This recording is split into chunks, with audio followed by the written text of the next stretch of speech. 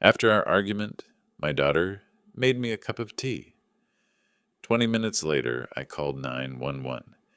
You ever feel a moment split your life clean in half, before and after? That's what that night was for me. Before the tea, I was just an old man trying to keep his family close. After it, I started to realize how far a child's love can twist when money gets involved. Before we continue, let me know where you're watching from in the comments. It started on an ordinary Tuesday in Columbus, Ohio.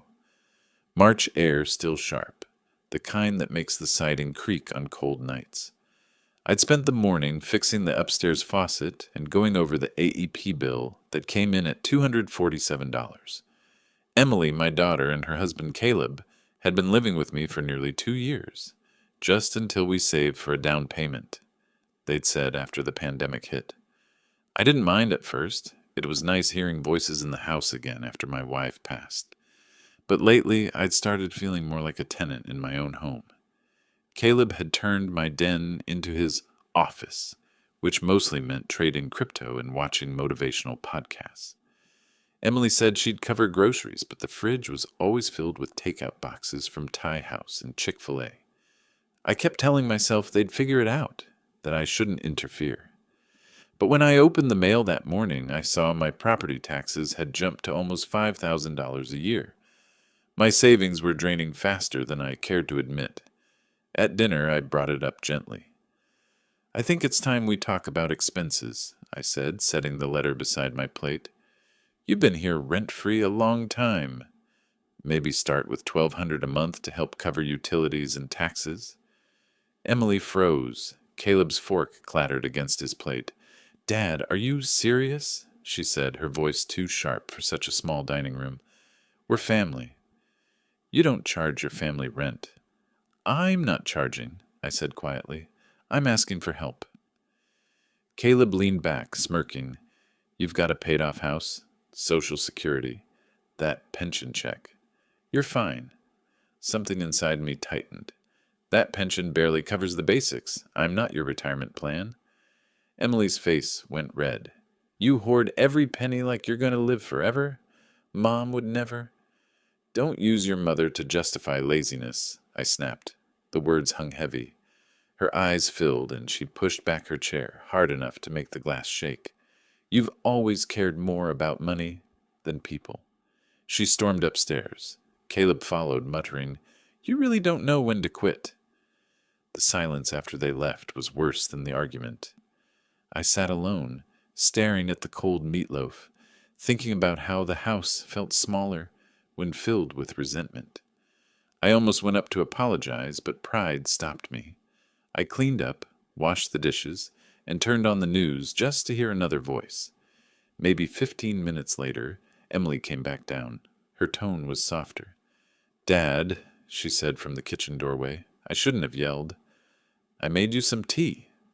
Peace offering. She was holding my old Cleveland Browns mug, the one she'd given me on Father's Day years ago. Chamomile, she said, smiling. 2 teaspoons of honey, just like you like it. I wanted to believe her. God help me, I did. I took the mug, the steam rising like forgiveness. Thanks, sweetheart. The first sip tasted off. Not bad exactly, just chemical. A little bitter beneath the honey. New tea? I asked. Same box, she said quickly, eyes flicking toward the microwave clock. You're probably just tired. I nodded, trying to shake off the unease. Maybe it was me. I hadn't slept well since my blood pressure meds were adjusted. But as I settled into the recliner, reading the dispatch, words started to blur. My head felt heavy, like gravity had doubled. The paper slid from my fingers. My smartwatch buzzed, heart rate spiking. I tried to stand, but the room tilted. The floor wasn't where I left it. I stumbled, hitting my knee against the coffee table. My tongue felt thick. My phone was on the armrest, glowing faintly. 911. I just needed to hit 3 numbers.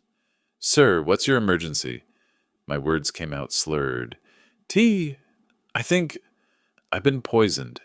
The dispatcher's voice was distant, echoing. Sir, stay with me. What did you drink? The mug lay shattered beside me, brown tea spreading across the rug like a stain that would never wash out. Through the haze, one thought cut through clear and sharp. She used my favorite mug, the one that said, "Number One Dad." And as the world went dark, I remember thinking, not about dying, but about how long she'd been planning it. When I woke up again, everything I thought I knew about love, about family, about forgiveness, would start to come apart. When I woke up, the first thing I saw was the ceiling, white, speckled, humming with fluorescent light. The smell of disinfectant hit me next. My throat was dry, and there was a plastic tube in my arm. For a second I thought I was dreaming. Then I turned my head, saw the monitor beeping beside me, and realized I was in the hospital. "Mr. Hale, can you hear me?" A nurse in light blue scrubs leaned over me. Her badge said St. Anne's Medical Center. My voice came out cracked. What happened?" "You were brought in by EMS around 9 p.m., she said gently. "Your neighbor called it in. You were unresponsive on the floor. You're lucky someone got to you when they did." I blinked hard, trying to pull the fragments together. The tea, the dizziness, the floor. Emily's voice saying, "Peace offering." My stomach turned. "Did they find anything?" I asked. She hesitated, glancing at the monitor. "The doctor will explain." "Just rest for now." But I couldn't rest. My mind wouldn't let me. I stared at the IV drip, counting the seconds between beeps, and all I could think was, she couldn't. An hour later, a doctor came in, gray hair, glasses slipping down his nose, clipboard in hand. "Mr. Hale, I'm Dr. Patel.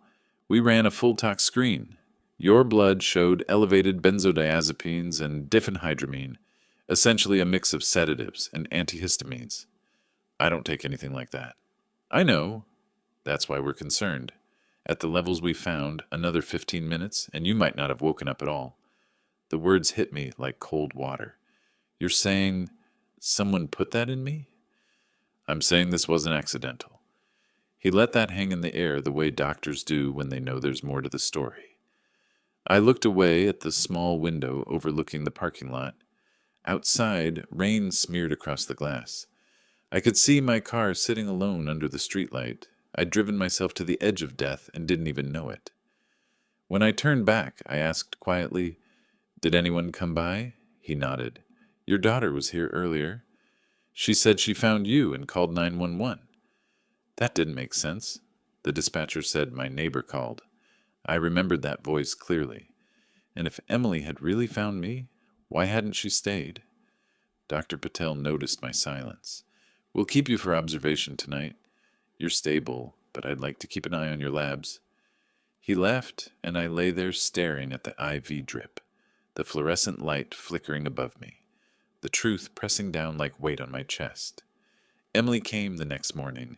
She looked tired, hair pulled back, oversized hoodie, dark circles under her eyes. She carried flowers, daisies from the grocery store down the street. "Dad," she whispered, setting them on the windowsill, "you scared me half to death." Did I? My voice was flat. She bit her lip. "I came home and saw the light still on." "You were on the floor. I called 911 right away." "Funny," I said slowly. "The dispatcher said it was my neighbor who called." Her eyes flickered. "Oh, maybe they called too." "I don't remember. Everything happened so fast." There it was, that little twitch in her left cheek she always had when she lied as a kid. I saw it then just as clearly.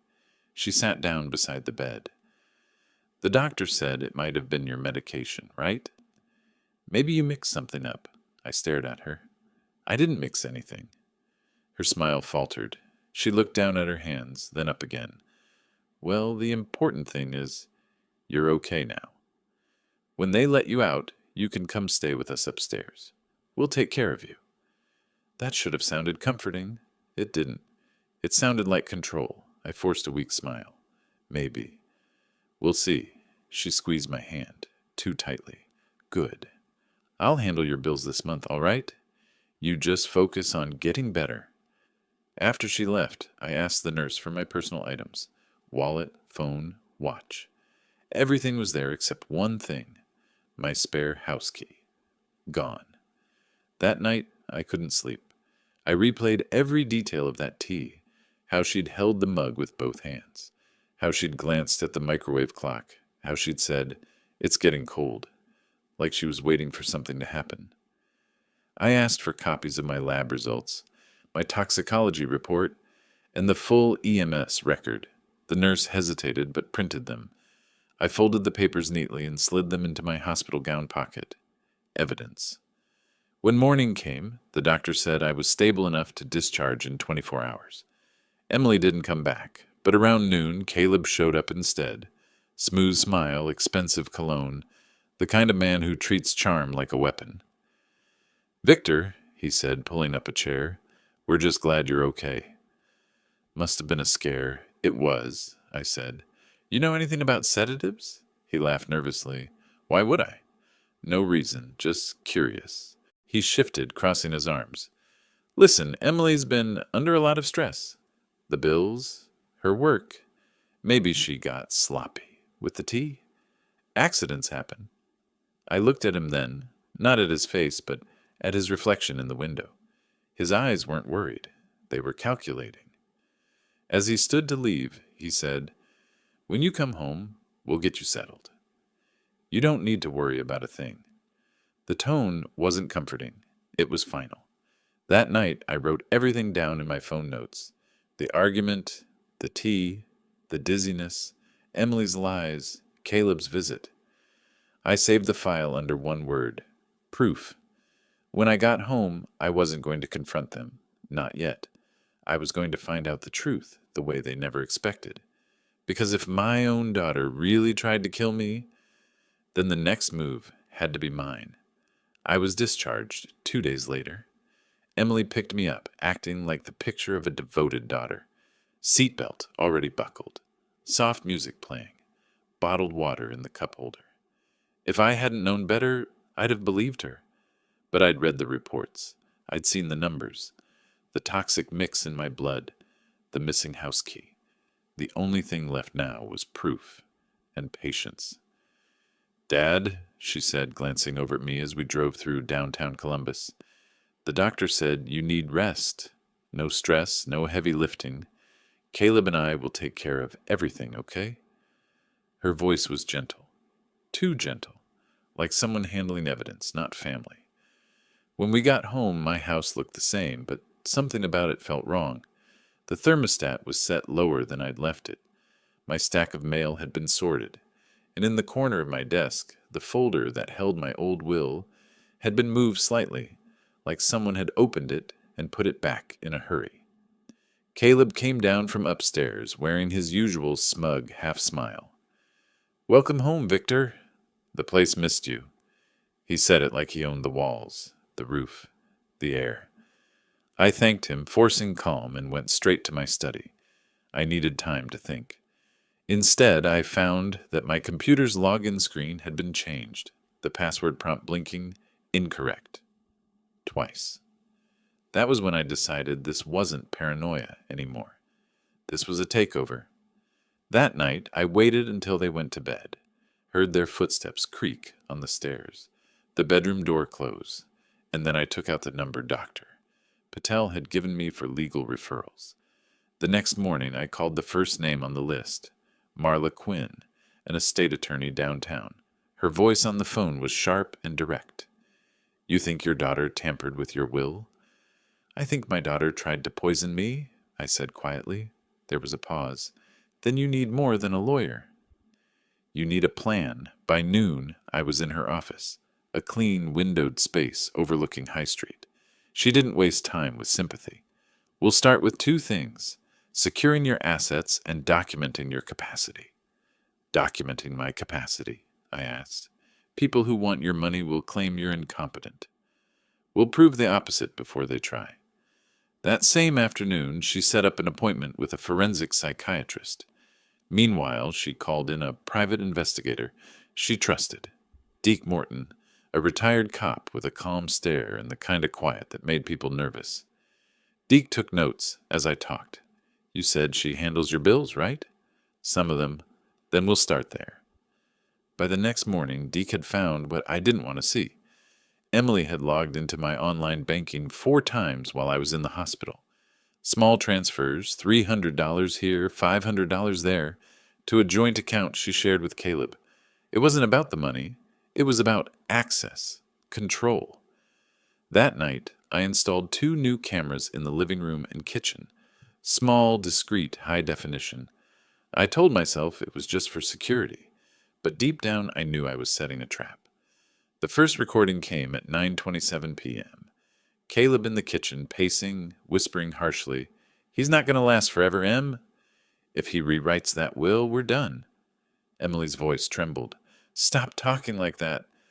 "You had your chance. You couldn't even get it right." "Don't say that," she hissed. "He's my father." "Not for long, he isn't." I sat in the dark, listening through the live feed on my phone, my stomach turning. I wanted to storm downstairs, but I didn't. Not yet. Because for the first time, I had something stronger than rage. I had evidence. The next day, I went back to Marla's office. She helped me draft a new will.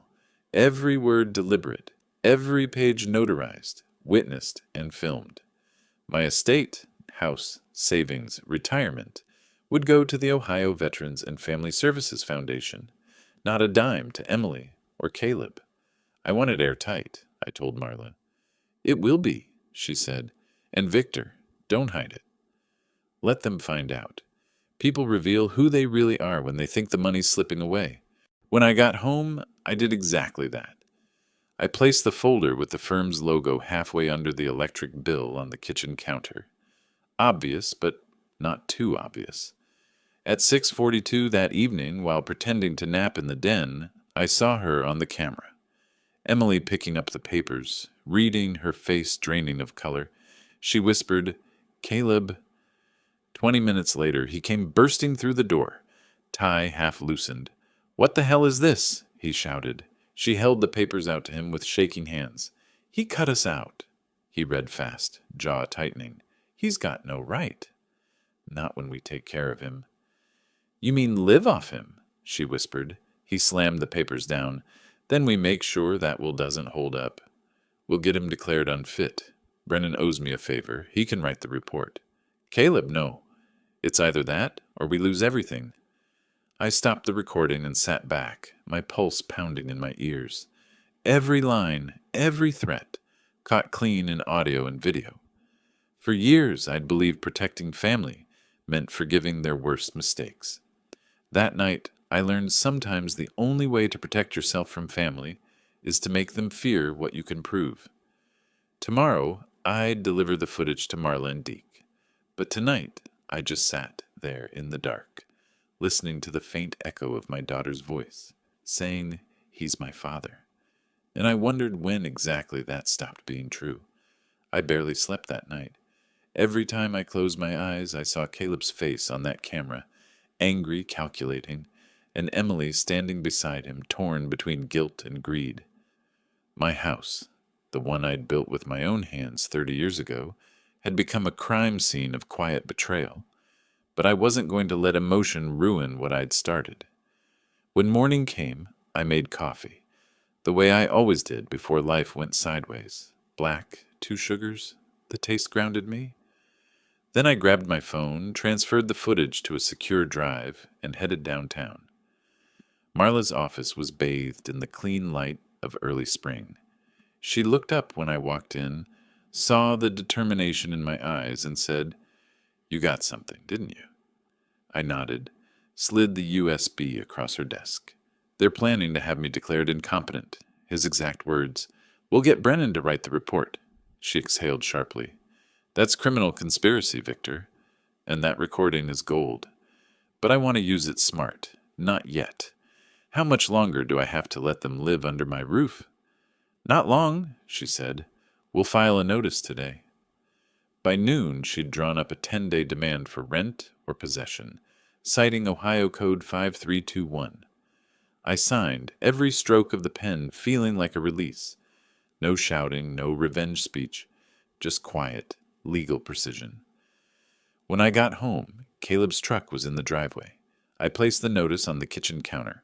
right beside the folded electric bill, the same counter where Emily had once drawn pictures of the house when she was 10. Now it was a battlefield. I went upstairs to rest, but kept my phone open to the camera feed. At 5:17 p.m., Emily found the letter first. I watched her fingers tremble as she read it. "Caleb, he's evicting us." Caleb snatched it from her hand. "He can't do that."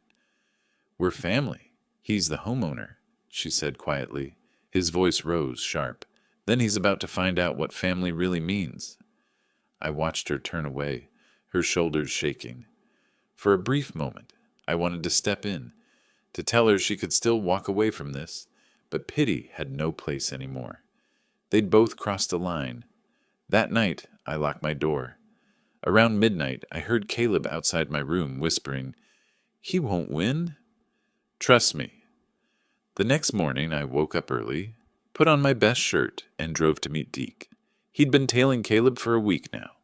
Over black coffee at a diner on Broad Street, he laid out what he'd found. Caleb had visited a strip mall clinic, run by a Dr. Brennan, a name I already knew from the audio. Deke slid a small tablet across the table. "You'll want to see this." The video showed Caleb handing Brennan a thick envelope. Brennan looked inside, nodded. "I'll make it convincing," he said. It was all there. The deal. The bribe. The plan to destroy my credibility. "Keep it," I said quietly. "We're not giving this to the police yet." "Then what's the plan?" I smiled for the first time in months. "Let them walk right into the trap." 2 days later, I visited Dr. Lenora Briggs, the forensic psychiatrist Marla had scheduled. Sharp eyes, steady voice. She ran every test imaginable. Memory recall, logic puzzles, attention sequences. I passed them all. When we finished, she said, "You're sharper than most 50-year-olds I evaluate." That evening, I printed the report and slipped it into a bright red folder, marked Confidential, Legal Capacity Evaluation. Then I left it half hidden in my study drawer, exactly where I knew Emily snooped for papers. The next afternoon, she came in while I pretended to nap in the living room. On the camera feed, I watched her open the drawer, find the folder, flip through it. She paled. Then she whispered, "Caleb, we're done." He stormed in 10 minutes later, furious. "We'll contest it. We'll sue. We'll make him look crazy." "Stop it," she said through tears. "He's not crazy. He knows everything. Then he shouldn't have messed with us." That's when I decided to stop pretending. I stood in the doorway, quiet, steady. "You're right, Caleb. I shouldn't have messed with you. I should have been smarter sooner." They both froze. Caleb's face drained of color. I took a step closer. "You forged my DNR. You poisoned me.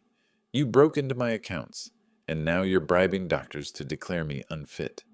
Do you really think I'd let that slide?" He tried to talk, but I raised a hand. "I have recordings, documents, witnesses.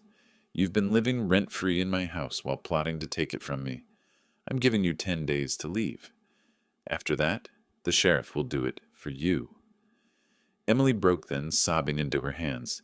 Caleb's jaw tightened. "You'll regret this, old man." "Maybe," I said, "but I'll be alive to regret it." He left first, slamming the door so hard the frame shook. Emily stayed for a moment longer. "Dad," she whispered, "I didn't want it to go this far." "Then why did you pour me that tea?" I asked. She didn't answer, just turned, shoulders shaking, and walked away. When the door finally closed, I sat on the stairs, trembling, not from fear, but from the strange relief of finally being done with silence. For the first time in years, I felt like myself again. Not a victim, not a father trying to save a child who didn't want saving, just a man reclaiming what was his. Tomorrow, Marla would file the eviction. Tomorrow, Deke would deliver the footage to the DA if they refused to go quietly. Tonight, though, I just wanted to sit in my own house and drink a cup of tea. I brewed myself. Hot, bitter, safe. The sheriff came on the 11th morning. The sun was pale, barely over the rooftops, the kind of soft light that makes everything look cleaner than it really is. Two patrol cars idled at the curb. Emily stood in the driveway, arms folded, face blotchy from crying. Caleb paced beside her, talking fast to the deputies, trying to twist the story into something heroic, how they were the ones being abused. But the law didn't care about theatrics. The eviction order was clear. They'd had their 10 days. They hadn't paid rent, hadn't moved, hadn't apologized. The sheriff approached me first. "Mr. Hale, they've been informed of the order. We'll supervise the move out. Shouldn't take long. Take whatever time you need," I said quietly. I stood on the porch as they packed. It was strange watching strangers in uniform walk through the same rooms where I used to build model trains with Emily. The deputies made sure they didn't take anything that wasn't theirs. Caleb tried to grab my laptop. An officer stopped him. "That stays," the deputy said. "Belongs to the homeowner." Caleb's jaw flexed, but he didn't fight. He knew better. When they finally loaded the last box into their U-Haul, I noticed a small flash drive fall from one of Emily's coat pockets. I picked it up after they left. It was labeled Dad Docs. I plugged it into my computer later, expecting stolen files. But what I found was worse. Drafts of forged legal letters, fake medical reports, emails between Caleb and the shady doctor, Brennan, arranging a payment of $5,000 for evaluation and testimony. I didn't call the police right away. I called Deke. He arrived within the hour, took one look at the contents, and said, "This is enough to bury them." Marla forwarded everything to the district attorney the same afternoon, along with the earlier recordings, financial statements, and toxicology reports. By sunset, Detective Holland from the Franklin County Sheriff's Office was sitting in my living room, signing paperwork. "Mr. Hale," she said, "these messages show intent and conspiracy. You've done half our work already." "Just wanted the truth out," I said. 2 days later, they arrested Caleb at his part-time sales job. Emily turned herself in quietly. She looked smaller somehow, like she'd aged 20 years overnight. The local paper ran the story a week later. Couple charged in attempted murder and fraud. Scheme against elderly father. My name wasn't printed, but everyone in the neighborhood knew. People who once waved politely now stopped by with casseroles, small talk, sympathy. I didn't need pity. I needed peace. The trial took 4 months. I sat through every hearing, every motion. Caleb's lawyer tried to blame Emily. Emily's lawyer tried to paint her as manipulated and emotionally abused. Both were right and both were wrong. She had made her choices, same as he did. The prosecution played the video, the argument, the threats, the bribery meeting with Brennan, and the original kitchen footage of them plotting. Watching it on a courtroom screen felt surreal. I'd lived it, survived it, and now it was evidence. When the verdict came, the courtroom was silent. Caleb, guilty of attempted murder and conspiracy. 15 years, no parole for 10. Emily, guilty of conspiracy and tampering with evidence. 10 years, with possibility of early release if she completed rehabilitation and counseling. She cried when they cuffed her. I didn't. I just sat there, my palms flat against the wood, steady. Outside, Marla asked if I was satisfied. "I'm not sure satisfied is the word," I said, "but I can breathe again." After the sentencing, I came home and walked through the house. It was quiet, peaceful, like the place had finally exhaled. I changed the locks again, not out of fear this time, but out of ritual, closing the last door on the past. The twist came a month later. A letter arrived from the Ohio Department of Corrections. Emily had joined a prison program counseling inmates who'd harmed family members. She was teaching literacy. She'd written me a short note, handwritten in blue ink. "Dad, I can't undo what I did. I'm learning what it means to face it. If you ever find it in your heart, write back." Even one line I didn't respond right away. Maybe one day I will, but not yet. Instead, I took the settlement money Caleb forfeited and donated it to a local charity that helps elderly abuse survivors get legal help. I asked them to keep my name off the plaque. Justice didn't need to be loud, it just needed to last. Sometimes, late at night, I still think about that first cup of tea. The way the steam curled, the honey smelled sweet, the way love can hide poison if you're not paying attention. The truth is, forgiveness isn't about letting someone back in. It's about freeing yourself from what they tried to take. I don't hate my daughter, but I'll never trust her again. And maybe that's punishment enough for both of us. If you've ever been betrayed by someone you loved, family, friend, or anyone, share your story in the comments. I read every one. Maybe your story can help someone else find their way out of the dark too. And if this story hit close to home, subscribe and stay. Sometimes justice isn't revenge, it's just finally being heard.